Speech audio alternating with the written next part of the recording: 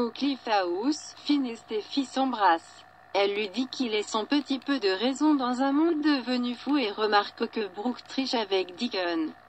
Non seulement ils s'embrassaient mais il a passé la nuit. À quoi pensait Brooke? Taylor apparaît et admet qu'elle s'est demandé la même chose toute la nuit. Qu'est-ce qui a poussé Brooke à trahir Ridge?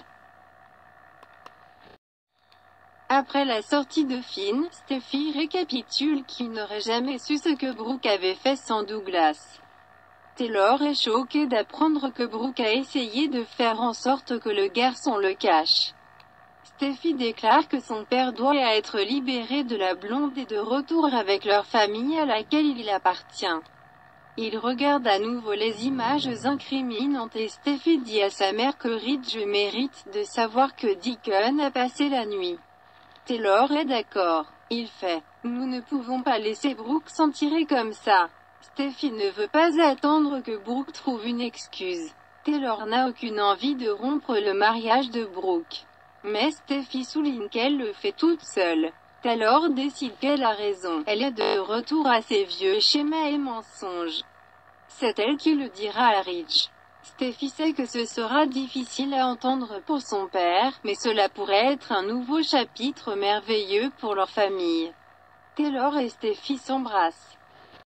Chez Brooke, Ridge lui dit qu'il s'inquiète pour elle. Elle se bat toujours contre ce qui s'est passé le réveillon du Nouvel An.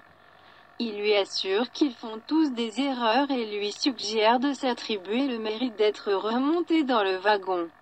Hope arrive alors que Brooke déclare qu'il mérite mieux que la femme qu'elle était cette nuit-là. Elle ne comprend toujours pas pourquoi elle a fait les choix qu'elle a fait cette nuit-là. Ridge fait savoir à Brooke à quel point elle est aimée et lui rappelle que comme elle le dit souvent, ils peuvent traverser n'importe quoi ensemble. Brooke répond de manière énigmatique. J'aimerais pouvoir croire cela. Ridge la rassure à nouveau puis se fait appeler. Une fois seule, Brooke soupire à Hope. Oh mon Dieu! Garder ce secret me tue. Je ne pense vraiment plus pouvoir le faire. Hope demande ce qu'elle dit. Brooke doit parler à Ridge de Deacon. Il mérite de savoir, il a été si favorable, ce qui l'a fait se sentir coupable. Hope valorise l'honnêteté et pense que c'est une chose vraiment courageuse à faire. Elle parie que sa mère saura faire comprendre Ridge et qu'il lui pardonnera. Dans sa chambre, Sheila pense à découvrir qu'elle a réussi à faire tomber Brooke du chariot quand Deacon vient à la porte. Elle demande ce qui s'est passé lorsque Ridge est venu lui tirer dessus à Il Giardino. Deacon révèle que Ridge a essayé de la chasser de la ville mais il ne reçoit pas les ordres de Forrester. Sheila n'est pas surprise qu'il soit toujours là, puisqu'il n'a pas encore atteint son objectif de jouer des familles heureuses avec Hope et ses petits-enfants, est sa principale motivation, Brooke.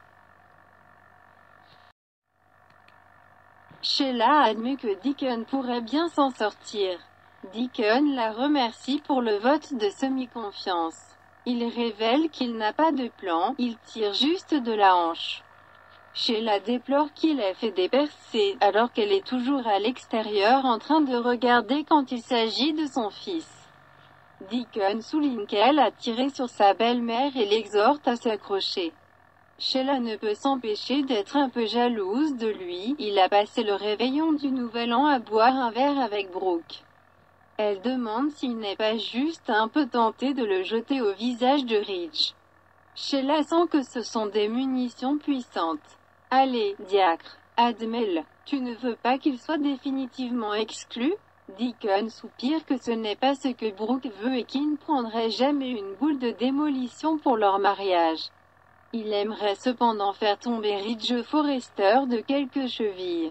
Il s'énerve à quel point Ridge était arrogant envers lui, lui disant que Brooke ne serait jamais intéressé par lui.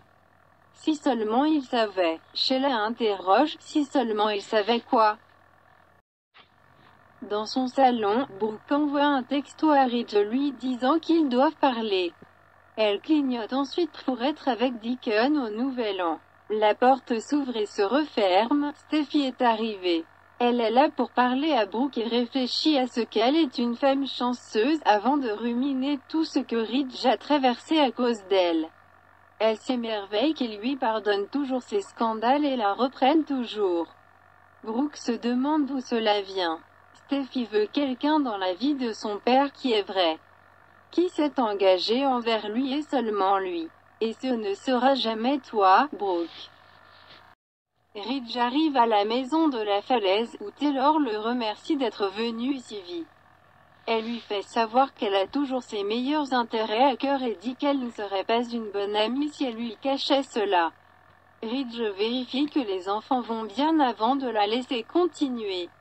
Taylor évoque Brooke et l'informe que sa loyauté est déplacée. Ridge demande ce qu'elle sous-entend. Taylor ne sous-entend rien. Elle souhaite ne pas avoir cette information parce qu'elle sait à quel point cela lui causera de la douleur, mais dit, il s'agit de votre femme et de ce qu'elle a fait le soir du Nouvel An.